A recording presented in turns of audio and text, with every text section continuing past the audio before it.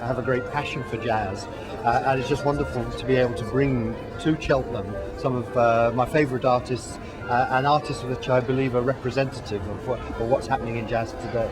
So you get traditional, and you get more kind of modern, straight ahead, anything like that. Different elements to it. It's a bit hip hop, a bit jazz, a bit funk, a bit soundtrack. Played with people in the early days. Lenny Tristano was my mentor. Played with Jerry Mulligan, Chet Baker. Played with Miles Davis.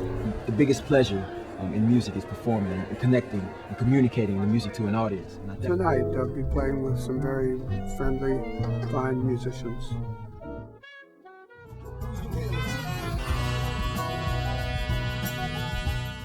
I try to get a balance in the program, so to have some younger jazz, have some of the masters of jazz, have some American jazz, have some European jazz, and a lot of British jazz as well. Well, Radio 2 is absolutely vital to the festival's success. As the most listened to radio station in Europe, it can bring us huge audiences and people who obviously physically we can't bring to Cheltenham. They also have a wealth of artists who they can help bring to Cheltenham to take part in the festival.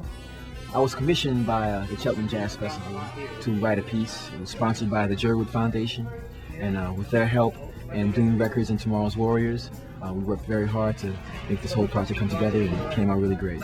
Well, this is my 4th consecutive time at Cheltenham, and for me it's like home. It's a great jazz festival.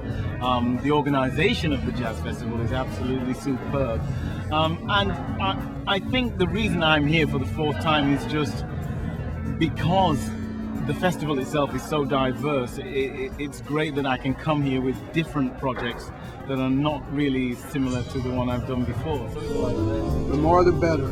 It's a chance for people to congregate and be festive, and a chance for musicians to play. Important because you see, it's good, as I said, to get away from the central towns. So if you're like in London, we all, musicians, we all kind of habitat in London area, and it's nice for us too, as musicians, to come out to small towns like this and see the the venues that they have and see the the environment that is here. It helps us as musicians to get kind of different kind of sources of inspiration. I love to play with my friends, and festivals are non-smoking places for people to gather and forget about all the assholes in the world for an hour.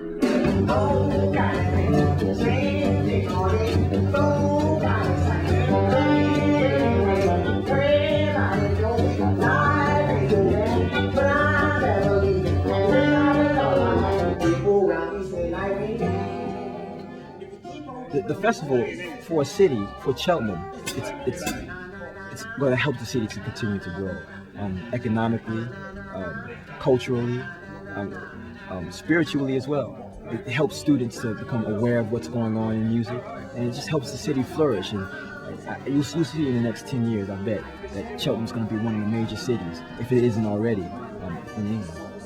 Well, it transforms the town. It transforms Cheltenham immensely. When I drove in tonight and saw the flags all hang up, I said, yeah, it's a jazz town for a few days. Great.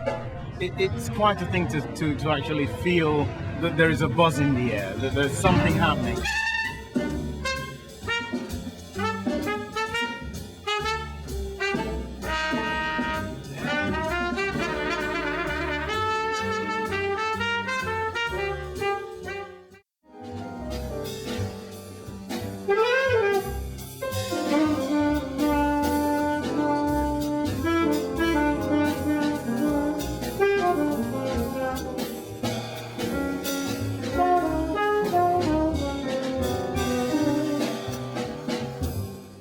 Well, we're major sponsors of the festival, and when you've got such international high-profile festivals on the doorstep, they have to be part of your marketing plan. So it makes obvious sense for us to be a big part of that. Town completely changes.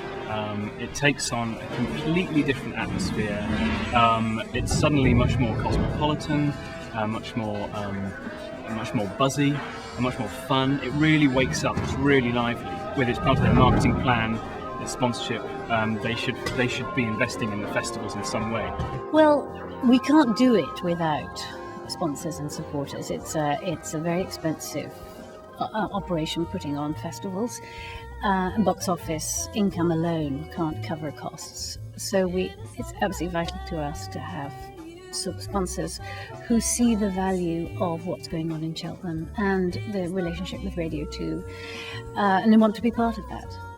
I think the Cheltenham Jazz Festival has been growing over the years. I've been monitoring its growth, and it's definitely positive that over the years more and more musicians are coming overseas, and the caliber of musicianship is becoming higher and higher.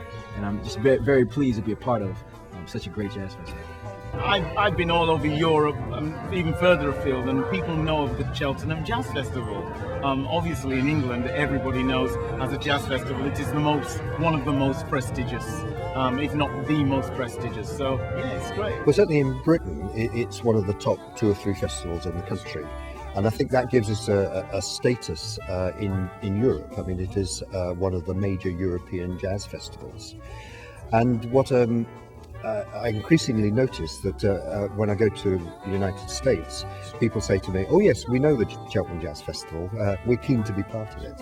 And you have to be part of it. Most importantly, we want people who we know and who we think would enjoy this to come in and just experience all that buzz, that music, a live event. There's nothing more powerful than a live event.